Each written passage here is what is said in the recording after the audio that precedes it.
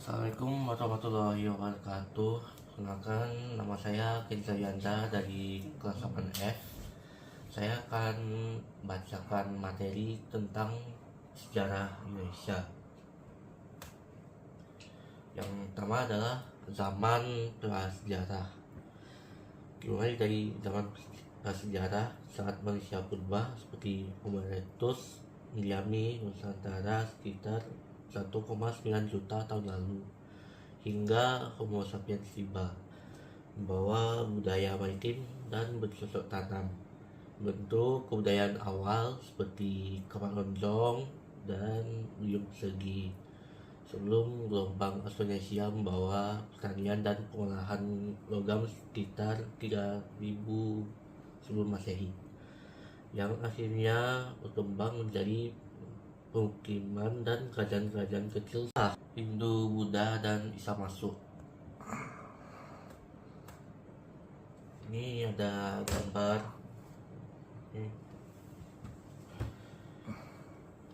Yang kedua adalah menjelang masuknya kerajaan. Menjelang masuknya kerajaan, pengaruh India mulai masuk melalui perdagangan, membawa konsep dewa dan raja yang menjadi fondasi kerajaan Hindu-Buddha seperti Kutai dan Tarumanegara pada abad ke-4 dan 5 Masehi. Sebelum munculnya kerajaan maritim besar seperti Sriwijaya dan Majapahit, serta masuknya Islam. Ini ada gambar juga.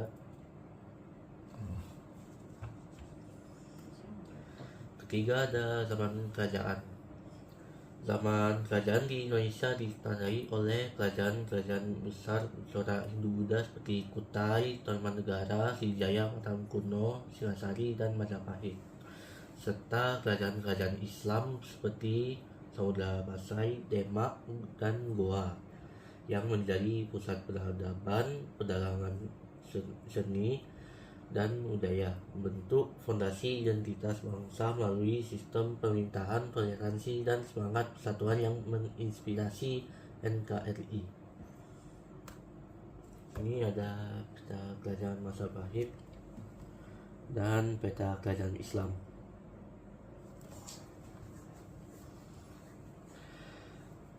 Keempat ada masa penjajahan yang dibagi menjadi beberapa tahap. Pertama adalah penjajahan Portugis. Portugis adalah bangsa Eropa yang pertama datang ke Indonesia untuk mencari rempah-rempah. Dimulai tahun 1511 setelah menaklukkan Malaka, lalu melakukan ekspansi ke Maluku untuk monopoli perdagangan.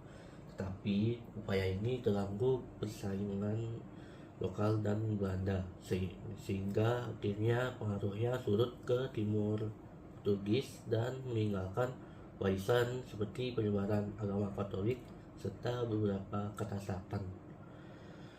Contoh perlawanan terhadap Portugis adalah perlawanan Aceh, Ternate, Tidore, dan Demak. Tahap penjajahan kedua adalah Spanyol. Penjajahan Spanyol di Indonesia sangat singkat dan berpusat di Maluku pada abad ke-16, sekitar 1521 sampai 1529. Dimulai dengan ekspedisi Magellan Delcano yang tiba di Tidore mencari rempah-rempah, bersekutu dengan Tidore melawan Portugis, namun akhirnya berakhir dengan perjanjian Saragossa tahun 1529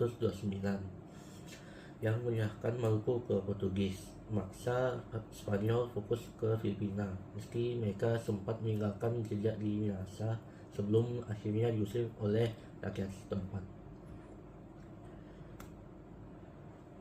Ketiga adalah penjajahan Belanda pada masa VOC.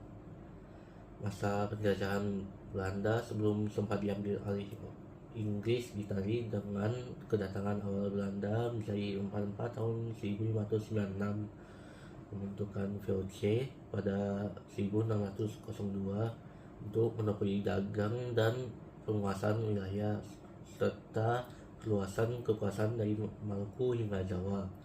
yang berlangsung hingga akhir abad ke-18, sebelum akhirnya kekuasaan VOC beralih ke pemerintah Belanda langsung pada 1799 dan menghadapi tantangan persaingan Inggris yang mengarah pada pengambil alihan sementara oleh Inggris tahun 1811 sampai 1816 akibat Perang Napoleon di Eropa. Contoh perlawanan terhadap VOC adalah perlawanan Sultan Hasanuddin di Makassar tahun 1654 sampai 1655. Keempat ada penjajahan Inggris. Sejarah penjajahan Inggris di Indonesia dari singkat dari 1811 sampai 1816 saat Perang Napoleon di bawah pimpinan Sir Thomas Stamford Raffles setelah Inggris merebut kekuasaan dari Belanda melalui kapitulasi Tuntang.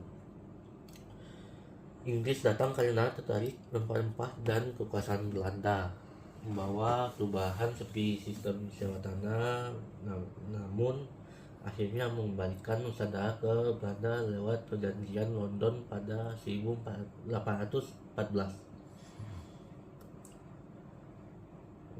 Kelima adalah penjajahan Belanda pada masa Hindia Belanda. Setelah VOC bangkrut dan resmi dibubarkan pada 31 Desember 1799, kekuasaan kolonial di Indonesia tidak berakhir, melainkan langsung diambil alih oleh pemerintah Belanda saat itu bernama Republik Batak di bawah pengaruh Prancis.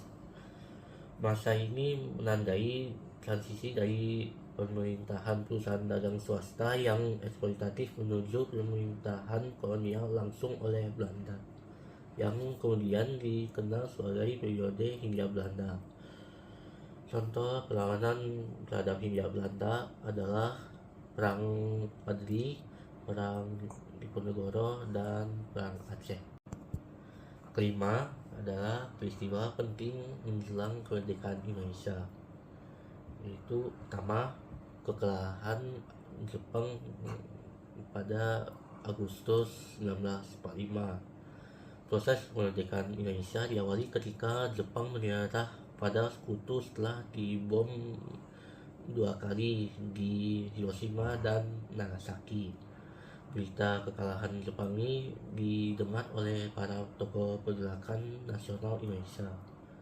Kedua adalah peristiwa The Nasdem Club tanggal 16 Agustus 1945. Golongan muda yang mendesak agar kemerdekaan segera diproklamasikan menculik Soekarno dan Muhammad Hatta ke Nasdem Club Karawang. Tujuannya adalah menjauhkan mereka dari pengaruh Jepang dan memastikan proklamasi dilakukan tanpa intervensi asing. Berikut perhatikan teks proklamasi yang ditulis tangan oleh Soekarno, kemudian diketik ulang oleh Serti Melik dengan beberapa perubahan kecil. Yang keenam adalah detik-detik proklamasi Indonesia tanggal 17 Agustus 1945. Pada hari Jumat 17 Agustus 1945 di kediaman Soekarno di Jalan Pegangsaan Timur nomor 56 Jakarta, momen bersejarah itu tiba. Teks proklamasi Indonesia dibacakan oleh Insinyur Soekarno didampingi oleh Bung Hatta, membacakan teks proklamasi dengan lantang di hadapan masyarakat yang berkumpul. Pembacaan ini menandai lahirnya negara Indonesia sebagai negara yang merdeka dan berdaulat secara de facto dan de jure. Berikutnya, pengibaran bendera merah putih. Upacara sederhana pengibaran bendera merah putih yang dijahit oleh Fatmawati dilakukan setelah pembacaan proklamasi. Sekian dari saya. Assalamualaikum warahmatullahi wabarakatuh.